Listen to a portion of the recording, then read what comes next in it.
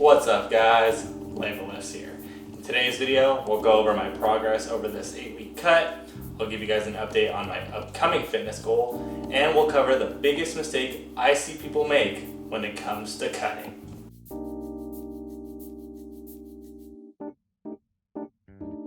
So 8 weeks ago, I started my cut.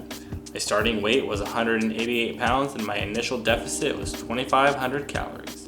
I was consuming 188 grams of protein, 55 grams of fat, and 313 grams of carbohydrates. I saw fat loss right away and began to see my body change as the weeks went by. This continued up until a few weeks ago when I saw the number on the scale begin to halt. I gave it another week and I realized that I had definitely hit a fat loss plateau. In order to combat this, I adjusted my calories and macros in order to make a new deficit. My new intake is now 2,250 calories. I'm now consuming 183 grams of protein. I bumped up my fats to 75 grams, and then I lowered my carbohydrates to 211 grams. This leads me to my current physique.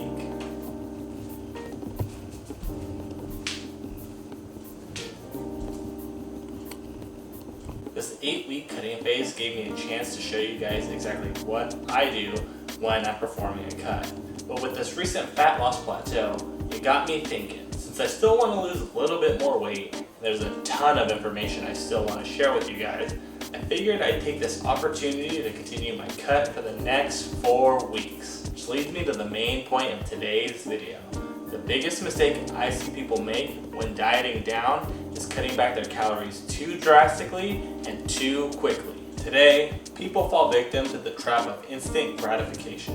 When they want something, they want it right away. And that's no different when it comes to fat loss. This leads them to go into a crash diet of sorts, in which they dramatically cut back their calorie intake, essentially to the point of starving themselves. Sure, they're definitely going to see some results from this, but they're also going to A, be miserable since they're going to be hungry all the time, and B, their body's going to plateau at a much quicker rate. By creating a wildly absurd deficit like this, you're going to shock your body and send it into survival mode. It's going to rapidly slow down your metabolism to meet the now intensely restricted energy intake. This is why you will stop losing weight and plateau hard, even if you cut your calories back to an extremely low intake.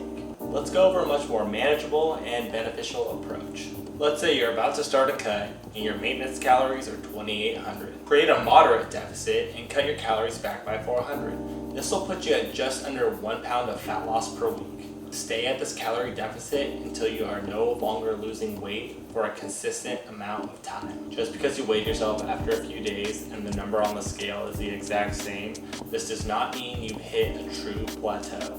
This could be caused by numerous factors, including fluid retention, undigested food, or even hormone fluctuation. A good rule of thumb is to look at the trends in weight loss as opposed to the day-to-day. If at least 2 weeks have gone by, you haven't missed a workout, you've been tracking your calories all while reaching a deficit, and you still aren't losing any weight, then it's safe to say you've hit a true fat loss plateau. At this point, you can go ahead and cut your calories back in order to create a new deficit. Best practice is to cut them back by 10% of your previous deficit. Taking a look at our example, 10% of 2,400 calories is 240 calories, and thus our new deficit would be 2,160 calories. With this new deficit, you should begin to see fat loss once again. Key takeaway, guys, is to stay at this new deficit until you've reached another true plateau. Coming back to our point about instant gratification, people don't practice patience and they cut their calories back far too quickly.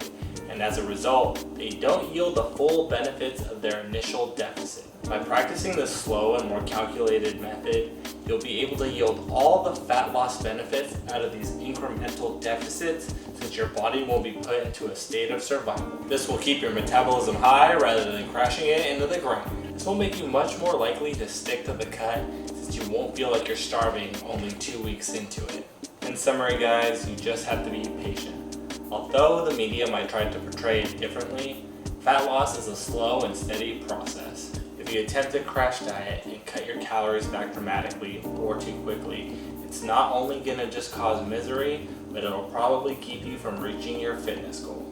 It will also create a negative association in your brain when it comes to dieting, making it so you won't want to attempt it again in the future.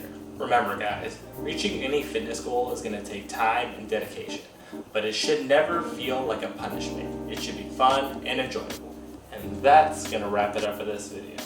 I can't wait to teach you guys more about cutting and fat loss in the upcoming weeks. As always, make sure to like, comment, and subscribe. This is Labeless signing out. Have a good one, guys.